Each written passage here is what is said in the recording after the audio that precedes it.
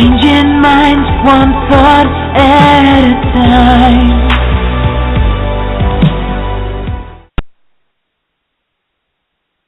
Good evening, everyone, and welcome to the Sunday night Changing Minds online show. Good evening, Akina. How are you today? I am great, Jessica. How are you? I'm doing wonderful. And, I know we both had some great weekends, both reaching out with family and friends. And I know, Akina, you got to go back to Colorado and connect with some friends and family, and the same for me. So, got to see my family. Want to wish everyone a happy Thanksgiving. This is our last show before we take a break for Thanksgiving. There will be no show on Thursday on Thanksgiving. So we just want to wish everyone a happy, safe, healthy Thanksgiving and just really kind of, spend time with friends and family. And, that's that. So tonight, Akina, before we start our call, and this is kind of unplanned, but in the spirit of Thanksgiving, I just would love for us both to kind of share a little bit of gratitude with our audience. And we just want to thank you guys so much from the bottom of our hearts for just making it possible for us to really kind of do this year. Keenan and I met last year on Facebook, and we had a vision to inspire and empower women to create the life of their dreams. And, all of our audience has just been so supportive of us and our mission and just allowing us to teach you and to serve you. And we just want to really, in that spirit of Thanksgiving, to really just give gratitude to you guys. I love each and every one of you. I love to hear your messages. I got a couple messages even today just asking for some links to old shows, saying that they were a blessing to them. And we appreciate it. We appreciate you guys so much. Nakina, is there anything you wanted to add and a little bit of gratitude to our audience as well? Oh, of course. I want to thank all the guests who've been on our show that really have poured in and gave nuggets to the listening audience because they did it out of the kindness of their heart. They wanted to help make you better and get you to your next zone. So we want to thank each and every one of our guests. We want to thank our Sunday guests and, of course, our first Sunday superstars for being inspirational and motivational to us, so that we could be able to share them with you. Yeah, absolutely. I mean, the people, the women and the men we've had on our show have just been so generous of giving of their time and their talents and resources to just make, the show really wonderful. So we, thank you, Akina, for remembering to thank them. All right, so now we're just going to jump right into our topic tonight. Tonight's topic is all about just really kind of crushing those roadblocks in your life. Obviously, if you're listening to this call, you are on a mission. There is something that you want to do. And you know what? Anything great, anything worth doing, you're going to have roadblocks. If you don't have roadblocks, let me tell you something, you are not trying hard enough. You are not on the right track, because when we're on the right track, when we're really trying to do something wonderful, stuff gets in the way. And you know what? We need to get it, we need to pick it up, and we need to move it. If you're not moving stuff out of your way, you're not thinking big enough. Akina, would you agree with that? Oh, most definitely, because whatever's worth doing, you have to put in the work to appreciate it. So most definitely there's going to be roadblocks because you got to put in the work. Yeah, absolutely. And, last week we spoke about, me running my first marathon, and I had kind of put that out there earlier in the year. I had put out that I was training for the marathon, and I told you guys about it. And, there were a ton of roadblocks along the way. I mean, I was injured not once but twice. Once I had a fracture in my left leg, then I had a bruised bone in my right foot. And, there were issues with shoes. There was all these different issues, just finding really be able to create, not to find, but to create the income to support all the training and physical therapy and the gear and the races and that I would need to go to. Roadblocks came up. And, the first step, and tonight we said we're going to give you 5 steps to really figuring out how to just crush those roadblocks, is really knowing what they are. A lot of times people are on a mission and they have this vision. They have something they're trying to do. And one of the things I hear a lot is this: it's just not working. And I'll say, well, what? Like, what isn't working? And they're like, I don't know. It's just not working. I'm trying, and it's just not working. Well, if it's just not working, it means you have a roadblock. There's something in your way, right? If you didn't have a block, you would keep going forward. So the first step you need to do is figure out what is the roadblock. So, Akina, when you went and you got your doctorate degree, was it a smooth sailing the whole time, or did you have a roadblock or two in the way? Oh, my goodness. It was roadblock after roadblock after roadblock. Yeah. Yeah. How did you identify those roadblocks? Was it always clear what they were, or did you need to do some kind of soul searching and figuring things out to figure out, like, what it was that was preventing you? 9.5 times out of 10, they were pretty clear. But at one point, you really had to dig deep and say, okay, this must be something that I'm doing, and I need to evaluate it and change it so that I can be more successful. And once I went in and did that soul searching and did a few tweaks and actually asked for help, of my colleagues that were successful in the areas that I wasn't, that's when I really changed for the better, and I was able to succeed with my doctor. Yeah, I love how you brought up asking for help, and we're going to talk about that later in the show. But for me, you're right?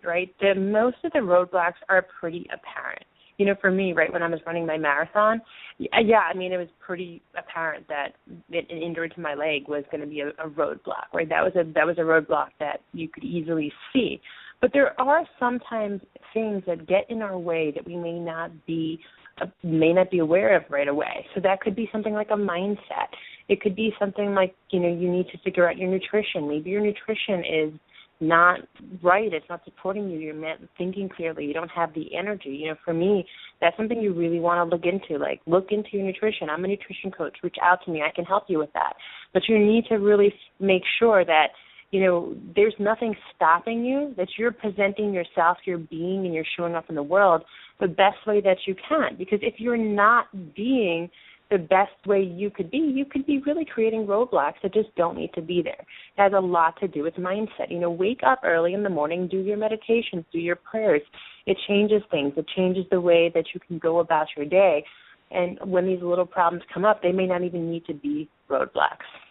But for tonight's, for the sake of tonight's call, we're going to go with a roadblock that's pretty easily apparent. And, look back at our previous shows. We've done shows on meditation. We've done shows on, staying on target. So really look back at those shows. If you're kind of that person who's identifying with that, like, yes, it's my mindset. We've done shows on meditation. Go look for them. They'll really help you. But, let's say tonight that you know what that roadblock is. And, Akina, if you don't mind, is it okay to kind of use one of your roadblocks to talk through this process? Sure. So when you were getting your doctorate, what was a roadblock that was in your way?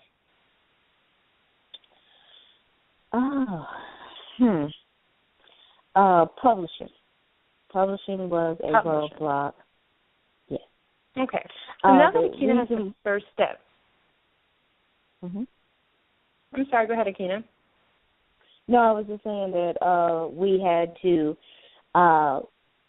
the goal was to be published before we graduated, and we were trying to find our niche in how to get published, and so that was a major roadblock. So.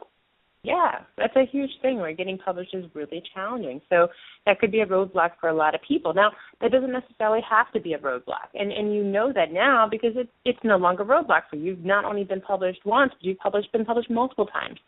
So once you identify what your roadblock is, right, the next thing that you need to do, identify all the possible solutions.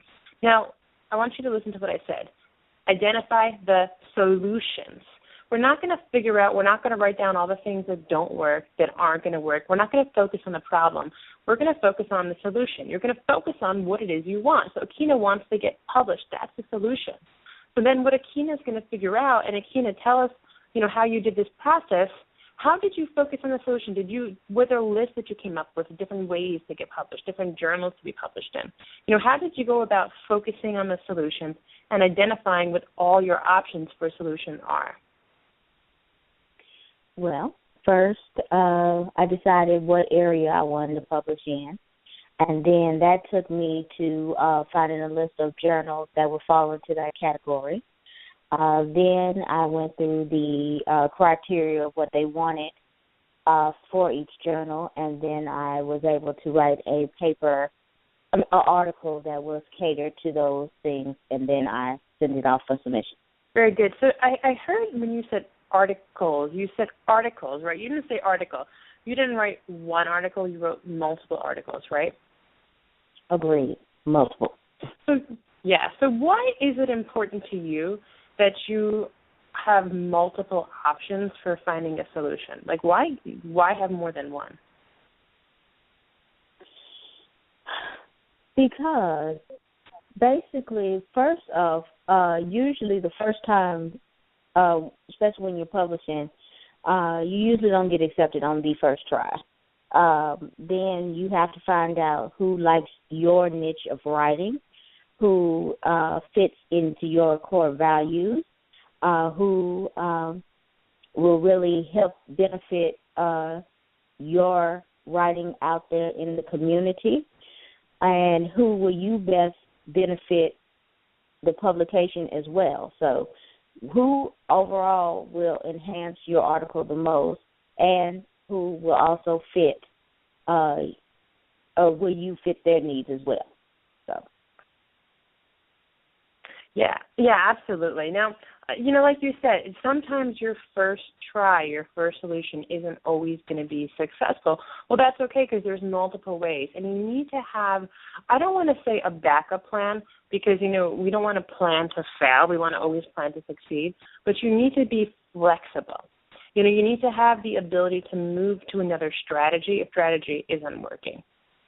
So that's a little different than not focusing, right? Some people kind of want to be like a ping pong, or like they call it, like they throw everything at the wall and see what sticks strategy. That's not what we're really talking about, right? You want to focus on one solution, and you really want to go for it. You really want to maintain a lot of focus on that solution. But you also need to identify when the solution is not working. And I heard this quote. I'm taking a leadership right now, and one of the things that they actually talked about is really standing your vision, not your ground. And I think that could be really applicable in this situation. And what that means is, right, you have something you want to do. You have a picture. So in this case, our vision is to get rid of that roadblock to achieve whatever it is, in Akina's case, being published. But she may not be standing her ground and saying, okay, I want this journal, this article, this journal, this article. Well, if that doesn't work, then Akina's going to say, you know what, okay, I have another journal, another article. And you're going to constantly be able to, when you realize you have more solutions and you have more possibilities as to what you can do, then you're really going to wind up being able to focus on what you're doing. Does that make sense to you, Akina? Yes, it makes perfect sense. Thank you. Yeah, absolutely. So, and then, we're kind of moving through these pretty quickly tonight, but we're going to, move right into our step 5, which is reaching into your network. And, we're going to really spend some time on this tonight. And, Akina, I know that, networking is such a big, important thing for you. Reaching into your network is really huge. A lot of people want to be able to do everything by themselves, especially women. And Akina, you said earlier that when you realized it was okay to ask for help. As of women especially, we want to be able to do everything. We want to be invincible. We don't want to reach out to everyone. We think we're superheroes. And we are, in many ways, right? We are superheroes. We're amazing. We have the ability to create. That's like a superpower. But in the same sense, we don't have to do everything by ourselves. And oftentimes, something which is really challenging for us, there may be someone in our immediate network that it wouldn't be challenging for. And it's okay. It's a sign of a good leader. It's a sign of a strong individual to reach out into that network and to ask someone for help. Akina, can you talk a little bit to us about networking? I know this is a topic that you're just really passionate and really great at doing. Oh, sure, sure. So basically, you need to network and collaborate, and especially in the community that you decide that you're going to function in. Jessica and I function in motivation, empowerment, manifestation. So those are the areas that we network in, and that is why we're able to bring many qualified guests to the show. So, so it's basically helpful to all of our listeners out there today and beyond. So you have to find out who works best with you for your collaborations. Now, certain people you have to decide, okay, so this one is great for motivation, but they're not good for manifestation. And this one is excellent for manifestation and empowerment, but they're not necessarily the best for motivation. So you make a list of all of your areas of expertise, and then you make a list of all your friends or your network that would fall best into those categories. And that's when you start doing JV or joint ventures. And joint ventures are, of course, webinars and things of that nature that will really help you out when you're trying to build your audience and build your network. Yeah, absolutely. You know, I always say that there are really three types of networks that we should always be at any given time related to kind of really achieving our goals. And that is really a mentor, a coach. Like, it is so important to have a mentor and to have a coach or one or the other. You know, and you may sitting here and saying, okay, well, that's all well and good, but, you know, hiring a coach costs a lot of money. I don't have that money. You know, you don't necessarily have to go and spend, and if you can, it's a great investment, but you don't necessarily have to spend a ton of money and hire someone who's a coach. You know, there are so many, and as Akina pointed out, great resources that are free or really, really low value. You know, Akina talked about webinars. You know, we're going to be doing a webinar soon. You know, attend our webinar. Go to other webinars. You know, I love Susan Sly's Organize Your Life class. That was a huge for me in really transforming my life. That's a webinar I've done, very inexpensive, and provides a lot of value. You know, if webinars are not your thing, pick up a book. Go to the library if you want to. Get a book. Download them from Kindle. You know, you can get them on Audible. Most libraries now have, if you're busy, you're a runner, you're driving a lot to work like I do, you know, I get books from the library and that I can digitally download. I go to Audible and I listen to them. You know, for very minimal amounts of money, $5, $10, you can, like I said, you can do them for free if that really is an issue for you. You know, you can get them for free. You're getting a ton of value. You know, reading a book can be invaluable. You may pay $10 at Barnes & Noble or $20 at Barnes & Noble for that book, but you can read it time and time again, and that may contain that one bit of information that you really need or require to actually be able to just transform your life. And when you transform your life, roadblocks just run away from you. You know, forget crushing them, forget moving past them. Roadblocks are going to run from you because they're going to see, like, hey, this person's, like, serious. Like, they're really creating something wonderful. I'm going to just run away from them because if I stay in their way, man, that's not going to be good for me. And that's the kind of, like, relationship we want to have with our roadblocks. Our roadblocks should be trembling at us. I mean, it's just you can create that. You know, and again, like, just constantly improving yourself and working in yourself is really huge. So, you know, we said, like, right, books, webinars, go to all the different Twitter, different chats. You know, podcasts are a great way. If you're listening to this, right, we're mentoring you from afar. You know, you may not right now be hiring Akina and I as a coach, and that's something if you want to do, certainly reach out to us. Those are services that we can offer you. But, you know, you're doing it already. So the next thing I really want to suggest and recommend to everyone, be part of a mastermind group. A mastermind is an amazing, amazing way to lift up intentions to the universe. Now, mastermind groups are wonderful. Why? Because you're getting, and just to define what a mastermind group is when you're getting small groups of people together who are kind of sort of achieving a very similar goal, and you're uplifting each other's goals and intentions, and you're drawing upon each other's knowledge and resources and networks to support each other, to make those goals happen, and to make those goals come true. Well, why are mastermind goals so important, or groups so important? You know, when you set an intention before the world, when one person thinks about it and puts that intention out in the world, you know, energetically, that's one energetic force field. But when two people come together, then it's squared, so it's four energetic force fields, right, because you're combining with each other's. And if you have three, that's 9 different combinations. So very quickly, you know, you start to be like this powerful magnet, just attracting anything and everything into your life that you want, because you're getting together and you're uplifting each other's intentions. And I know Akina and I both, you know, have participated in mastermind groups. They've just been so powerful for me. Akina, is there any experience you've had that you'd be able to share with us and how that's played a role in your life?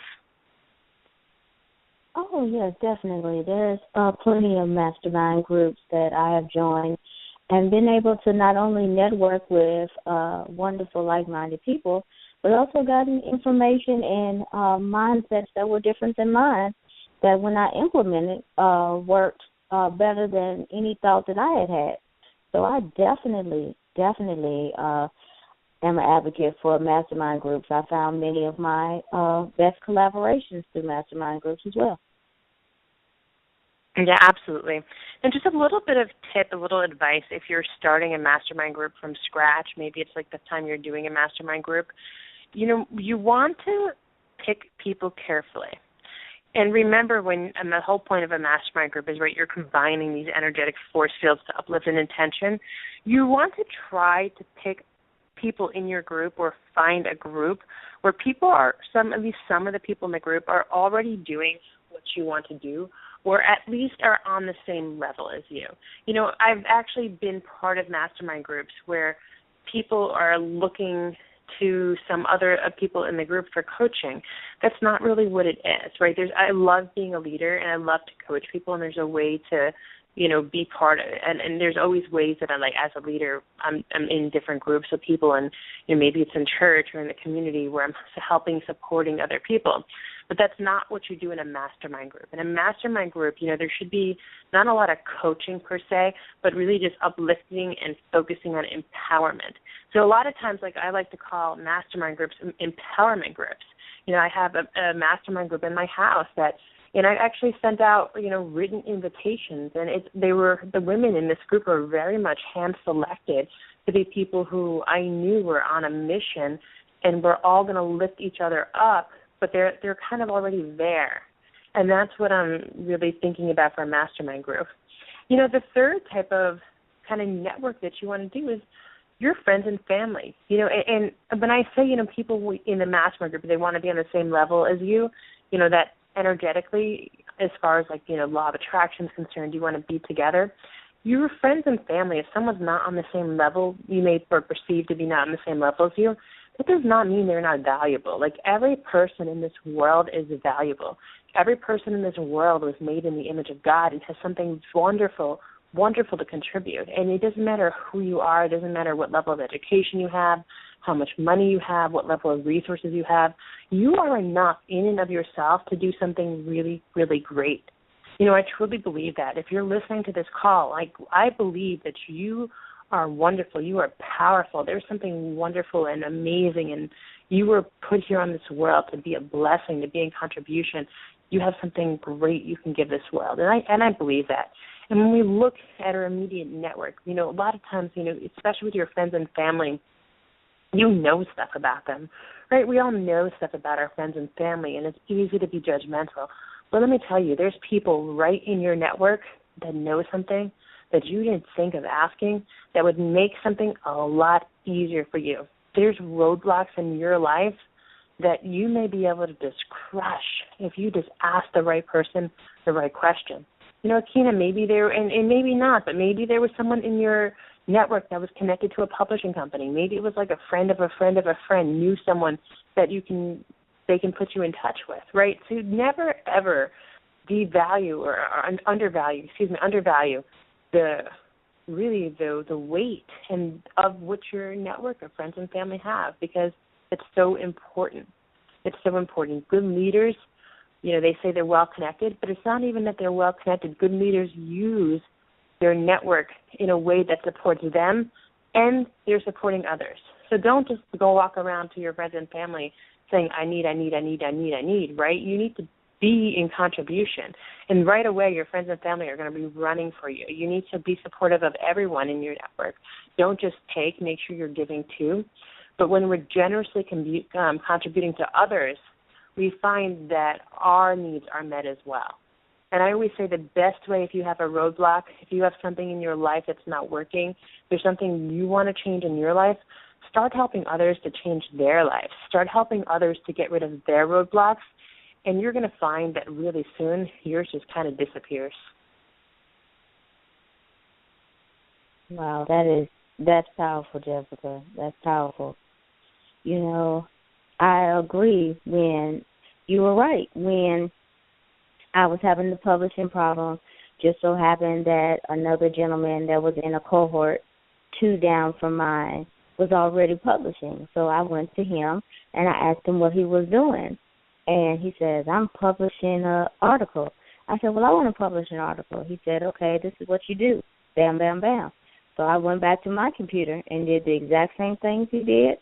And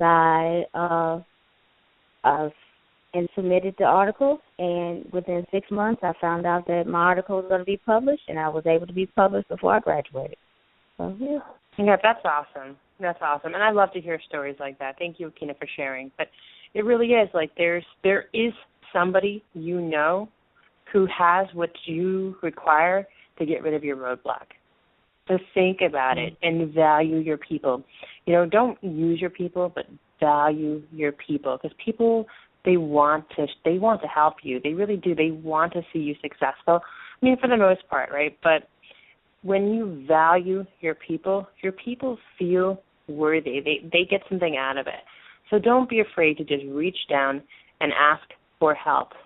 And those are our 5 tips and tricks tonight for really just getting rid of your roadblocks. And to just kind of leave you with one last time that list, identify the problem, identify your solution, pick a solution and maintain focus, be flexible and try again if you need to until you succeed, and never forget to reach into your network.